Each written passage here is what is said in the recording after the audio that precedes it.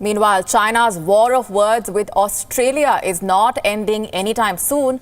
For those of you unaware, Australia is seeking an apology from China for what it calls a falsified and repugnant Twitter post about the Australian army. China, being China, has not offered any apologies. In fact, it is only adding to the bluster, telling Australia that it should be ashamed of itself. Now, amid this quarrel, questions are being raised on the role of Twitter. Why hasn't the social media giant taken any action yet? It has neither removed that tweet nor fact-checked it. Our next report tells you more.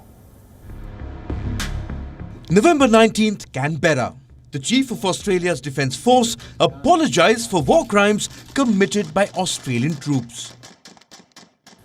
To the people of Afghanistan, on behalf of the Australian Defence Force, I sincerely and unreservedly apologise for any wrongdoing by Australian soldiers. I've spoken directly with my Afghan counterpart, General Zia, to convey this message.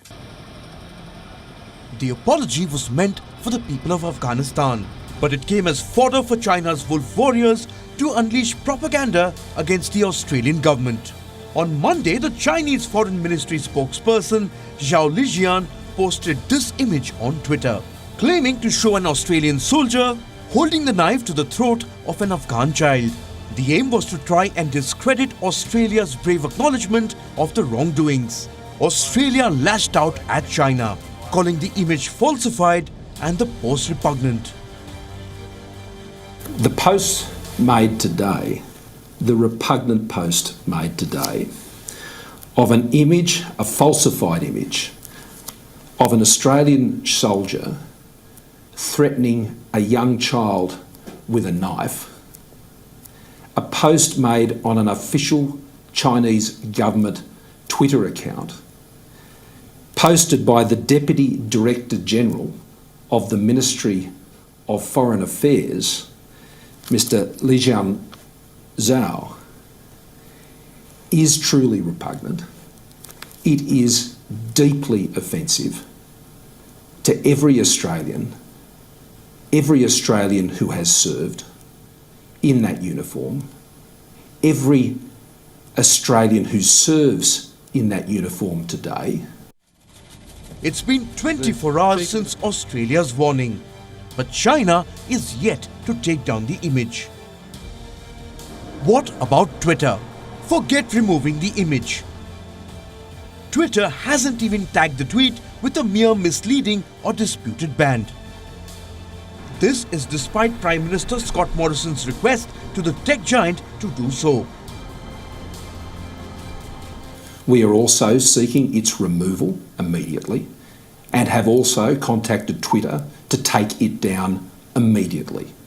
It is a false image and a terrible slur on our great defence forces and the men and women who've served in that uniform for over 100 years.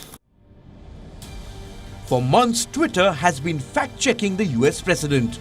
In the 48 hours after US election day, Twitter added warning labels to at least 9 tweets by Donald Trump, cautioned that the messages might be misleading. We are now in December, but the fact-checking hasn't stopped. Trump's posts and retweets as latest as Monday have a misleading label attached. The social media giant seems to be conveniently using its fact-checking where it wants to. In March this year, Twitter removed 2 tweets by Brazilian President Jair Bolsonaro in which he questioned COVID-19 quarantine measures. The platform said the tweets violated its rules. The same month, Twitter also removed a tweet by Venezuelan President Nicolas Maduro in which he mentioned an unverified antidote to COVID-19. The social network said the tweet violated its rules on COVID-19 guidelines. But what about an image that is reportedly fake? As this provocative post by China's Zhao Lijian continues to do the rounds, all the platform has done is add a warning for sensitive content. Twitter's fact-checkers sitting in Silicon Valley are taking decisions that impact billions. But who is keeping a check on their biases?